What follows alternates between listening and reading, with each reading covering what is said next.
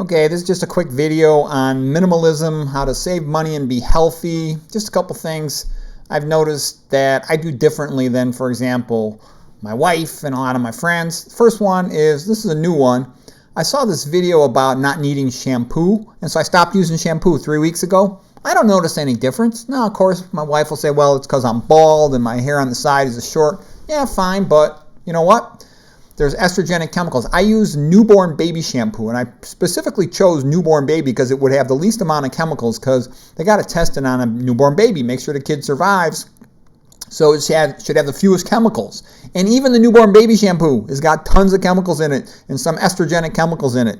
So I'm quite happy to not use it anymore. I don't notice any difference in my appearance. Okay, the second thing is no deodorant. You know, deodorant is got aluminums in it, which are potentially neurotoxic, increasing your risk of Alzheimer's disease. It's also called a metalloestrogen, increasing your risk, it's thought, of breast cancer. Plus, there's going to be estrogenic preservatives in there, like the power-benzoic acids, for example. It's thought that deodorant in the armpits is the reason why the upper outer quadrant breast cancers have increased from about 30%, let's say in the 1920s, to in the ballpark of about 60% currently, because the lymphatics are shared between the breast and the armpit. So you don't need to be putting deodorant in there. When you say hello to somebody, you say, hey, how you doing?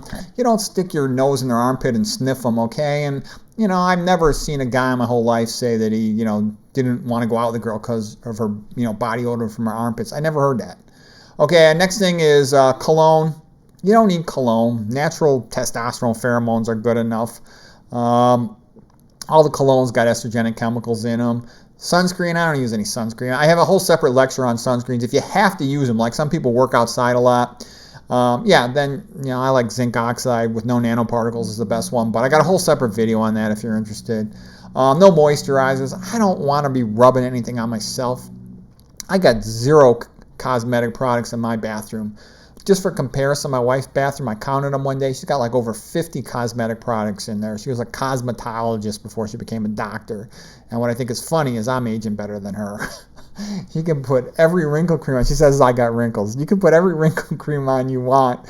But the best thing to help a person age well is, low fat, low sodium, vegan diet, whole food, plant-based. Get some exercise. And maintain a positive outlook as best you can. All right, what else? No dishwasher detergent. The dishwasher detergents, they're typically some type of estrogen, non-oxidol 9 or something. They're going to be a good book about all this is Anthony J, PhD, his Estrogeneration book. There's a whole bunch of books on estrogen chemicals, but you can go to his video site, Dr. Anthony J. He's kind of a young guy. I would guess he's less than 45, so I think he's biochemist PhD, so I think he's brilliant on his knowledge of estrogenic chemistry. When it comes to food, I think he's kind of an idiot. He's still in that low-carb paleo young guy phase thinking, testosterone and meat is going to help you, but he'll get over that. He's a good guy. He's smart, but he knows a lot about estrogen. And he's got a good way to explain stuff. All right, so his videos are worthwhile. But anyways, and his book is good too. But anyways, what else? No laundry detergent. You don't need laundry detergent. I know this Korean doctor lady, and she told me that they don't use any laundry detergent. They just boil their clothing to clean it, so to speak. I just put mine extra long, extra hot. Comes out fine. All the typical laundry detergent, you got the detergent itself is estrogenic, and then it's in a BPA container typically with phthalate plastic conditioner. So there's 3 estrogens that get into if you're using liquid laundry detergent. And then a lot of times the clothing softeners that are put in the dryer, those are also estrogenic, and they're preservatives and whatnot, and they're chemicals. So you avoid all this stuff, you save money, and you avoid estrogen exposure, which increases your risk of breast cancer, prostate cancer, and a woman endometrial cancer as well. Let's see, no toothpaste. You don't need toothpaste. I haven't used toothpaste in years.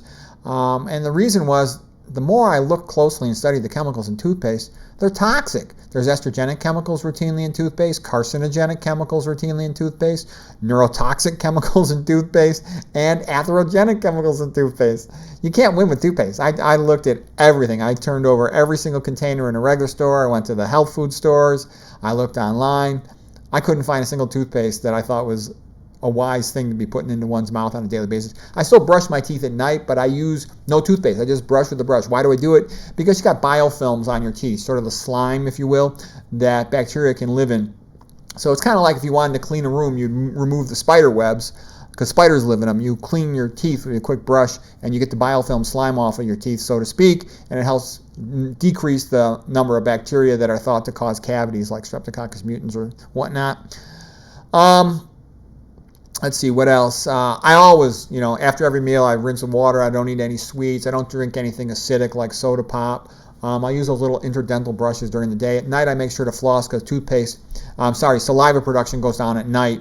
So I haven't been to a dentist in over 25 years. If you take good care of your teeth and you eat a healthy diet, you don't need to go to your dentist. Acidic foods like soda pop and orange juice cause cavities, and sweets cause cavities. So, and refined flours, like white bread, for example, and other refined flour products, other sweets, all those things tend to cause cavities. But if you don't eat all that stuff, and you shouldn't be if you are optimizing your diet, and then you just floss your teeth and do that, you shouldn't have any problems with cavities. Most people would not. No shaving cream. It's a waste of money. I use the clearest, fewest chemical soap you can buy, and I use that to shave too. It works fine. You don't need shaving cream. And starch for diet, you should be eating a primarily starch-based, plant-based diet. Starches are cheap.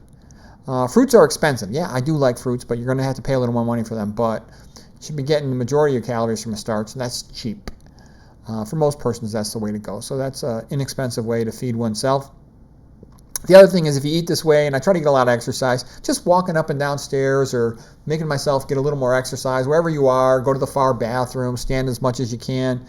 Just walk around, take study breaks, and do some physical activity. I'll sometimes lift a pillow up and down or something when I'm walking, just to get the lymphatic flow going. The point being is, when you live this way, you're going to be healthy most likely. And then when you're healthy, you don't need to be taking medications either. For example, my total cholesterol is 93. I don't need to take any statins. My triglycerides are 85.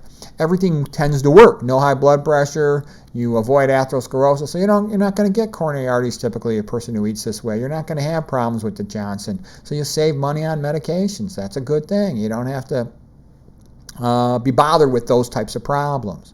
And as far as like blood labs, I only checked, and I rarely check my blood labs. I mean, once I know what it is, unless there's a reason for something to change, I won't recheck it unless I have to. So I seldom need to worry about any of this stuff. I'll check my cholesterol once every couple of years, just make sure it's what I expect it to be, and it is. I did check my ferritin because I was a little curious about iron metabolism. I'll check a B level once every couple of years, B12 level once every couple of years. I checked a CBC before I was going to consider donating blood. I donated blood, last year. I checked a Chem 7 once just to make sure I knew where my renal function and everything else. That everything is good. So then I just forget about it for years. I don't check PSA. I don't want to know my PSA. If you have a low risk, as I do, a very, very low risk of having a prostate cancer problem, then it is smarter not to check it. Do not go checking labs when you don't want to know the answer or when your risk is so low. The reason I say that is, if you have a low pretest probability, then any type of lab or screening test is much more likely to find a false positive. And you don't want false positives. Those can entail major workups that can be unpleasant, painful, and expensive. So the smart move is keep your pretest probability low and then forget about it. Don't do anything. So anyways, these are just some ways to be a bit of a minimalist, and you save time, you save money, and I found these things helpful. Hopefully they'll be helpful to you.